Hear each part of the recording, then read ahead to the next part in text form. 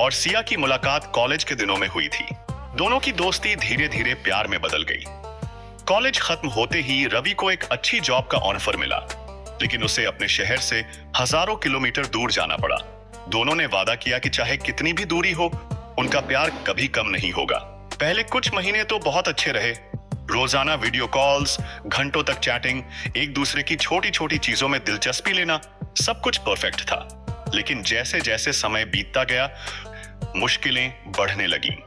Communication का अंतर, रवि के ऑफिस की व्यस्तता बढ़ती गई और सिया को लगने लगा कि वह पहले जैसा समय नहीं दे रहा। पहले जो कॉल्स रोजाना घंटों चलती थीं, अब वह कुछ ही मिनटों में सिमट गई थीं। सिया को बार बार ऐसा महसूस होने लगा कि रवि ऐसा साई अब उससे दूर जा रहा है। वह सोचती, क्या उसे मेरी परवाह नहीं? क्या वह अब मुझसे प्यार नहीं करता?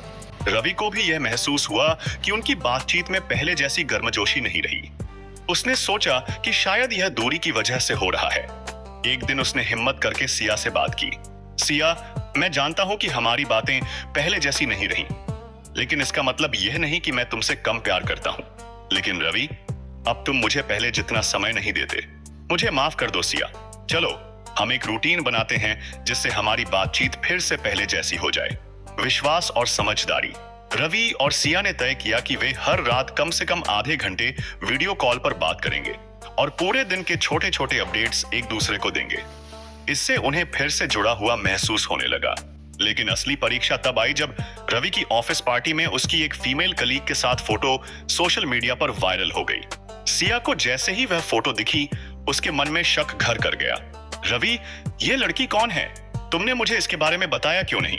रवि समझ गया कि सिया को असुरक्षा महसूस हो रही है। उसने उसे शांत किया और समझाया, सिया, तुम जानती हो कि मैं तुमसे कितना प्यार करता हूँ। यह सिर्फ ऑफिस पार्टी थी, कुछ और नहीं।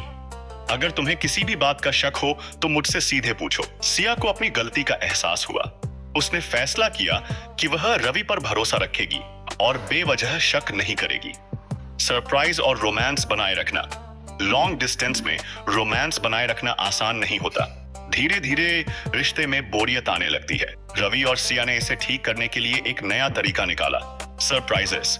रवि ने अचानक सिया को उसके पसंदीदा चॉकलेट्स और एक लेटर भेजा जिसमें उसने अपने दिल की बातें लिखी थी। सिया इतनी खुश हुई कि उसने भी बदले में रवि के लिए एक गिफ्ट भेज दिया, एक हैंडमेड स्क्रैप बुक जिसमें उनकी यादों की तस्वीरें थीं। भविष्य की प्लानिंग। लॉन्ग डिस्टेंस रिलेशनशिप में सबसे बड़ी चुनौती होती है भविष्य की प्लानिंग।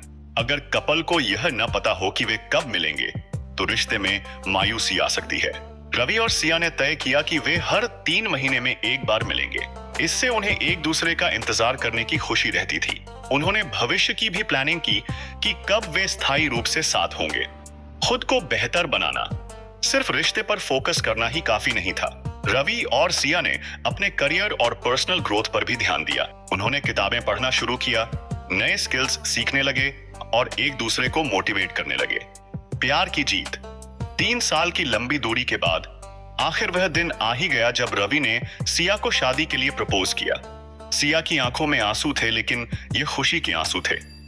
मैं जानता हूं, दूरी हमारे लिए आसान नहीं थी, लेकिन हमने इसे संभाल लिया। अब मैं तुम्हें हमेशा के लिए अपने पास रखना चाहता हूं।